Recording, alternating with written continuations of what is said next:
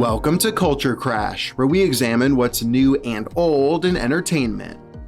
The first Stephen King film adaptation was Brian De Palma's classic Carrie in 1976. Since then, there have been more than 50 films and more than 30 TV shows based on King's work, with several others already in production. At this point, Stephen King adaptation is almost a genre in and of itself. But of course, there are actually several genres within King's catalog, the most prominent being horror, and the second most prominent being the life-affirming literary piece. Director Mike Flanagan's first two cracks at adapting King, 2017's Gerald's Game and 2019's Dr. Sleep, were in the horror genre.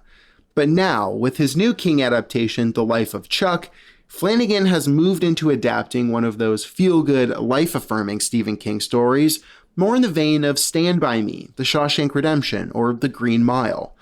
The Life of Chuck begins by telling the story of a world falling apart at the seams, before moving backwards through time to trace one man's dance through life.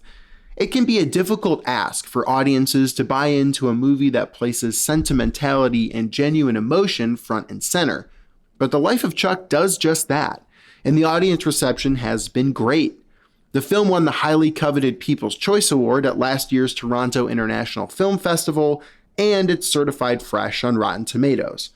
I saw it and I loved it, and I walked out appreciating just what a miracle it is that more than 50 years into his career, new Stephen King stories are still being adapted by writer-directors as wonderful as Mike Flanagan and beloved by audiences all around the world. The Life of Chuck is out now. I'm Evan Rook.